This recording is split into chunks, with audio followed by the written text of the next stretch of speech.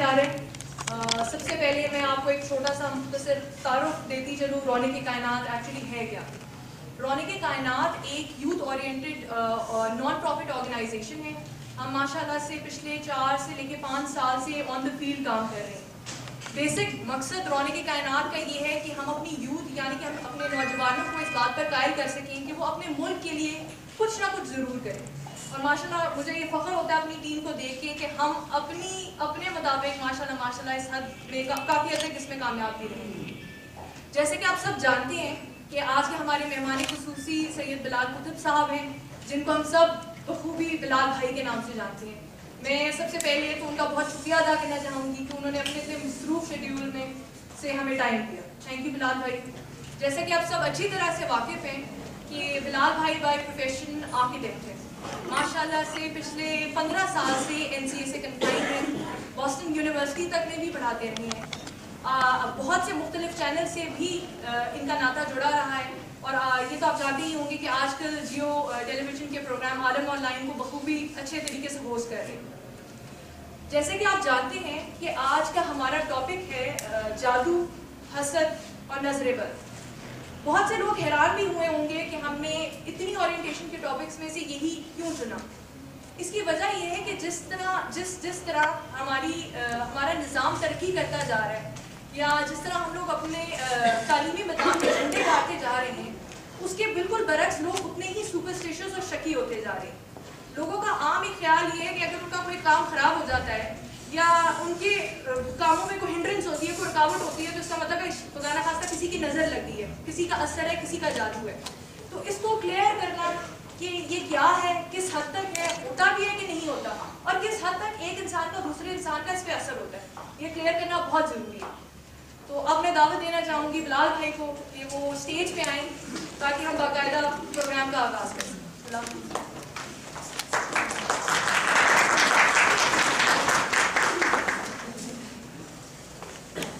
السلام علیکم ورحمۃ اللہ.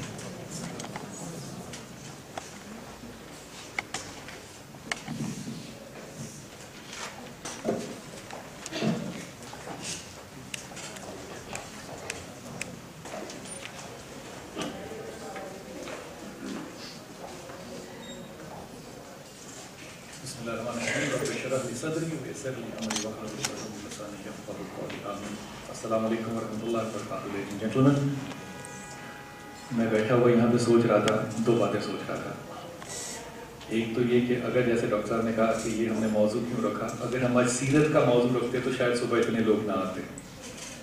تو یہ موضوع جادو ٹونے کا ایسا ہے کہ تمام لوگوں کی دلچسپی اس میں آتی ہے. مارکیٹنگ کا دور ہے نا، کارپوریٹ ورلڈ ہے. تو کل was not a very happy day for me, کیونکہ کل ایک جگہ پہ ہم تھے تو when I talked to the youngsters، تو وہ ایک ٹیکنالوجیکلی بڑی ہائپ تھی لیکن انٹلیکچوئل ہائپ شاید اتنی مجھے ینگسٹرز میں نظر نہیں آئی. لیکن آج جب ڈاکٹر صاحب کو دیکھا تو میرے خیال میں پھر اگر ڈاکٹر صاحب جیسے لوگ ہمارے ملک میں اور اس قوم کی بیٹیاں ہیں تو پھر ہمیں اسلام آباد سے نہیں ڈرنا چاہیے. دس از ویری ہارٹننگ ٹو نو کہ ڈاکٹر لینا جیسے لوگ جو ہیں وہ اپنے ایک جملے میں 5 دفعہ سے 7 دفعہ تک ماشاء اللہ اور انشاء اللہ کا لفظ استعمال کرتے ہیں، ہائے اور اس طرح کے لفظ نہیں کرتے. بہرحال نظر یہ جو موضوع ہے جادو ٹونا نظر، یہ کانفلکٹنگ ہے کیوں، یہ کیوں اتنا متضاد ٹاپک ہے. یہ متضاد نہ ہوتا اگر اس موضوع میں ایک لفظ اور شامل کر لیا جاتا، لیکن ہم نے وہ لفظ شامل نہیں کیا. ہم کہتے ہیں کہ جادو ٹونا نظر پہ ہم بات کریں گے دعا کے حوالے سے. دعا بھی اتنا ہی فلسفیانہ موضوع ہے جتنا جادو. دعا بھی اسی نے دی ہے جس سے ہم نے جادو دیکھا. ہم ایک ہی مثال دیتے ہیں، رسول پاک صلی اللہ علیہ وسلم پہ جادو ہو گیا تو بس اب جادو جو ہے وہ قائم ہو گیا اس کائنات میں. یہ جو مختلف انسٹیٹیوشنز ہیں ان کو سمجھنے کے لیے پہلے ایک چھوٹی سی تمہید آپ کے سامنے رکھ دوں کہ بنیادی طور پہ مذہب ہوتا کیا ہے. ہم مذہب کو سمجھتے ہیں عبادات کا مجموعہ، اور اگر کوئی شخص بہت زیادہ عقل شریف رکھتا ہو تو وہ کہتا ہے کہ عبادات سے زیادہ ایک اور درجہ جو ہے وہ اخلاقیات ہے. آپ نماز پڑھنے ضرور جائیں لیکن ساتھ ساتھ آپ اپنے ہمسائے کا بھی خیال رکھیں. اس سے زیادہ ہم مذہب کو سمجھ نہیں پاتے اکثریت میں. اس لیے میں اپنی اس بات کو انتہائی ادب سے اور انتہائی ذمہ داری سے، انتہائی ادب اور ذمہ داری سے کہتا ہوں، مذہب جو ہے یہ ایوریج اور بلو ایوریجز کے لیے ہوتا ہی نہیں ہے. مذہب ہوتا ہے انتہائی پڑھے لکھے عقل مند انٹلیکچوئلز کے لیے. جو کلچر ہوتا ہے نا، کلچر مذہب کا تہذیبی پہلو جو ہوتا ہے وہ ہوتا ہے عام فہم کے لیے. وہ 5 چیزیں کر لے جیسے حدیث میں ہے، وہ نماز پڑھے، روزہ رکھے، زکوٰۃ دے، حج اگر ایک دفعہ زندگی میں کر لے وہ ٹھیک. اس کے یہ 5 اراکین جو ہیں اگر مکمل ہو گئے اور اس نے اتنے ہی کیے تو اللہ تعالیٰ کا بنیادی اس سے مسئلہ جو ہے وہ تو حل ہو گیا. لیکن یہ کہنا کتنا عجیب ہوگا خواتین حضرات کہ آج اگر 70-80 سال کے قریب ہو گئے اقبال کو اس دنیا سے گئے ہوئے، آج تک تو اقبال کے شاہین کا ترجمہ نہیں ہم کر سکے کہ شاہین ہے کیا چیز. یہ سمبل ہے، سائن ہے، ایک مثال اس نے دی. ایک اقبال کے شاہین کا ترجمہ آج تک زندگی میں نہیں ہو سکا 80 سال میں. کجا یہ کہ ہم یہ فہم رکھتے ہیں کہ جو میں سمجھتا ہوں قرآن حکیم وہی حتمی ہے. اس لیے اگر قرآن کو پورے ٹیکسٹ کو دیکھیں، یہ میں آپ کو بات مثال کے طور پہ کہہ رہا ہوں، اگر پورے ٹیکسٹ کو دیکھیں اور پورا ٹیکسٹ جو کالے رنگ کے اندر لکھا ہوا ہے اس کو آپ سکوائر فیٹ ایریا میں کنورٹ کر لیں، اس کا مربع فٹ بنا لیں آپ. اس میں سے جو چیزیں ہم پریکٹسنگ مسلمان کے حساب سے کرتے ہیں، پریکٹسنگ، وہ ہارڈلی 10 سے 15% ہوں گی، ہارڈلی، شاید اتنی بھی نہیں. جو باقی 85% قرآن حکیم ہے اس میں نہ نماز کا ذکر، نہ روزے کا ذکر، نہ حج کا ذکر، نہ عبادات، کوئی معاملہ نہیں ہے. اس میں کیا چیزیں ہیں؟ اس میں تاریخ ہے، اس میں ایوولوشن ہے، اس میں ہسٹری ہے، اس میں کمپیریٹیو ہسٹری ہے. قرآن اپنی تاریخ پہ اپنا ایک نقطہ نظر رکھتا ہے. مثال کے طور پہ ورلڈ ہسٹری میں آپ اصحاب کہف کو کبھی نہیں پڑھیں گے لیکن قرآن اس پہ اپنی رائے رکھتا ہے. حضرت عزیر کے بارے میں آپ تاریخ میں کبھی نہیں پڑھیں گے لیکن تاریخ کے قرآن اپنا اس پہ ایک نقطہ نظر رکھتا ہے. پھر اس میں ایک بہت بڑا حصہ جو ہوتا ہے نا وہ فلسفے کا ہوتا ہے. یہ وہ جگہ ہے جہاں پہ آ کے ہمارے بہت سے دین کے اسپیشلسٹ جو ہیں وہ مار کھا جاتے ہیں. پھر اس مار کھانے میں ایک اور اسپیشلسٹ مار کھائی جاتی ہے. دین صرف فلسفے تک نہیں رکتا، دین آنے والے فلسفے کو بھی آج بیان کرتا ہے کیونکہ اس نے قیامت تک کھلنا ہوتا ہے. اس کو ہم آج کی زبان میں کیا کہتے ہیں؟ ما بعد الطبیعات، میٹا فزکس. کسی زمانے میں ہماری زندگی کے بعد وہ میٹا فزکس جو آج میٹا فزکس ہے، مثال کے طور پہ معراج ہمارے لیے میٹا فزکس ہے. مثال کے طور پہ تصور دعا ہمارے لیے میٹا فزکس ہے کیونکہ اگلا سوال یہ ہوگا کہ اگر دعا سے مقدر بدل جاتا ہے تو اللہ کو لکھنے کی ضرورت کیا تھی. یہ موضوعات ہیں نا بحث کے. اسی طرح جادو، یہ سب میٹا فزکس کے، ما بعد الطبیعات کے موضوع ہیں. اب پرابلم کیوں نہیں آتا؟ پرابلم کیوں ہوتا ہے؟ اختلافات کیوں ہوتے ہیں؟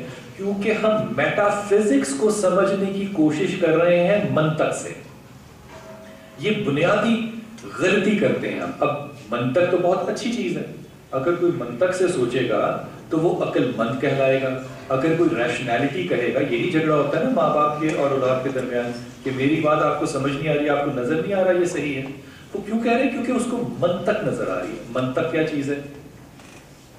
1 + 1 2 منطق ہے نا. اب میں آپ سے عرض کروں کہ 1 کیا چیز ہے؟ What is 1؟ آپ اس کو بتا سکتے ہیں واٹ از 1؟ آپ کوشش کر کے گھر بھی دیکھ لیجیے گا، آپ میں سے کوئی شخص یہ نہیں بتا سکتا کہ 1 کیا چیز ہے. یہ ایک ایبسٹریکٹ ہے. ایبسٹریکٹ کیا ہوتا ہے؟ بس ایک چیز ہے، اس کے کوئی معنی نہیں ہے، کوئی معنی نہیں ہے. 2 ایبسٹریکٹس کو ملائیں تو منطق بن جاتا ہے 2. بھائی 2.5 کیوں نہیں بنتا؟ کیونکہ منطق نہیں ہے. ہم اس کو ڈیولپ نہیں کر سکے صدیوں سے. کیوں نہیں ڈیولپ کر سکے؟ کیونکہ خواتین حضرات آج آپ جس منطق کے اوپر اپنی گفتگو کو اگر بیس کریں تو آپ کو عقل مند کہا جاتا ہے. ماشاءاللہ یہ وہی منطق ہے جس پہ آج کا کمپیوٹر ٹیکنالوجی بیسڈ ہے 01 کا. وہی منطق, یہ وہی منطق ہے جو آج سے تقریباً 3200 سال پہلے اس دنیا میں ارسطو لے کر آیا تھا. اب غور کیجئے, کل کا کھانا آپ کو دے کوئی تو یہ عزت نہیں ہوگی, ہفتہ پرانا دے تو بالکل ہی عزت نہیں ہوگی, مہینہ پرانا دے تو آپ بیمار ہیں. لیکن آپ 3000 سال پرانا خیال لے کے چل رہے ہیں. کبھی کسی نے سوال بھی کیا کہ بھائی اس میں بھی کوئی تازگی ڈال لیں, اس کو بھی نیا کر لیں؟ اس پہ سوال نہیں ہم اٹھا سکتے.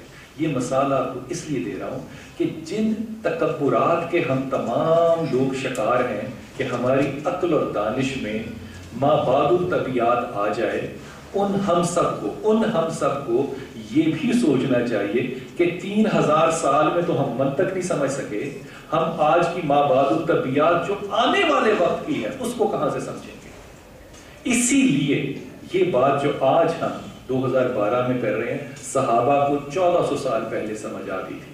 وہ عقل مند لوگ تھے, وہ اسٹریٹ وائز تھے. ظاہر ہے صحراؤں میں زندگی گزارنے والے لوگ بیوقوف تو نہیں ہوتے, اس لیے انہوں نے اس بات کو سمجھتے ہوئے ایک جملہ اختیار کر لیا تھا کہ اللہ اور اللہ کا رسول بہتر جانتا ہے. بس جو اللہ کے رسول نے کہہ دیا وہ ایمان کا حصہ ہو گیا. وہ اس منطق کے لہجے میں پڑھتے نہیں تھے. اب آج اپنے بچے کو آپ سمجھائیں گے کہ بیٹا آپ اسکول جاتے ہیں تو آپ مجھ سے سوال پوچھتے ہیں. اگر بچہ کہے گا میں تو کبھی نہیں کلاس میں بولتا, آپ کہیں گے یہ بچہ میرا اسپیشل چائلڈ ہے, اس کو اٹینشن ڈیفیشنسی سنڈروم ہو گیا. یہ بیٹا سوال کیا کرو. کیوں کیا کرو؟ کیونکہ ہمیں تہذیب نے یہ سکھایا کہ سوال کرنا اچھی عادت ہے. اگر سوال کرنا خواتین, تو انتہائی خطرناک جملہ آپ سے عرض کر رہا ہوں, اگر سوال کرنا اچھی عادت ہے تو پھر صحابہ میں یہ اچھی عادت کیوں نہیں تھی؟ اس کا مطلب صحابہ کی عادت اچھی نہیں تھی. وہ بھی ہر مجلس میں اٹھتے کھڑے ہوتے اور بار بار سوال کرتے کہ یا رسول اللہ یہ کیوں, آپ کیسے کہہ رہے ہیں آپ معراج پہ گئے تھے, ذرا مجھے بھی کرا کے دکھائیے پھر مجھے یقین آئے. آپ کیسے کہہ رہی ہیں کہ یہ کھانا ختم نہیں ہو رہا, یہ تو تھی ایک جو کی روٹی, یہ کیا معاملہ؟ فرق کیا ہوا خواتین حضرات؟ ہمیں اپنی عقلوں پہ تکبر ہے, صحابہ کو اپنی عقلوں کا ادراک تھا. جاہل ہونا بہت بڑی کامیابی ہے اگر آپ کو اندازہ ہو کہ میں جاہل ہوں. اگر آپ جاہل ہوں اور آپ کو یہ علم نہ ہو کہ میں جاہل ہوں, تو پھر خدا کی قسم آپ سے بڑا فتنہ اس دنیا میں کوئی ہو ہی نہیں سکتا. یہ فتنہ ہے. مذہب کوئی بھی ہو, وہ ہندوازم ہو, وہ اسلام ہو, وہ جوڈیزم, کوئی بھی مذہب ہو, اس کو آپ دو طرح سے ہمیشہ اگر سوچیں. یہ تھوڑا سا بیس بنا رہا ہوں جادو پہ آنے سے پہلے کہ جادو کتنی نامعقول چیز ہے, کیونکہ ہم سمجھتے نہیں ہیں اس لیے ہمارے لیے وہ معقول چیز ہے. کوئی بھی مذہب ہو, اس کو دو طرح سے سمجھیں. ایک وہ مذہب جن میں دنیا میں اپنے اعمال کی بنیاد پہ آپ واپس آتے ہیں. ہندو, آپ نے اچھے کام کیے تو آپ انسان آئیں گے, آپ نے اچھے کام نہیں کیے تو آپ کچھ اور آئیں گے. یہ ہے کرما. کرما کیا ہے؟ کام, اپنے ایکٹ کے اوپر بیسڈ, اعمال پہ بیسڈ. اس کو ہم کہتے ہیں تھیوری آف ایواگون. اب ان چیزوں سے متاثر نہیں ہونا کہ ایواگون کی تھیوری, اس میں ایک ٹکے کی عقل نہیں ہے. وجہ کیوں نہیں ہے ٹکے کی عقل؟ کیونکہ اگر ان مذہب پرست لوگوں کے پاس یہ تصور ہوتا کہ موت کے بعد کے حالات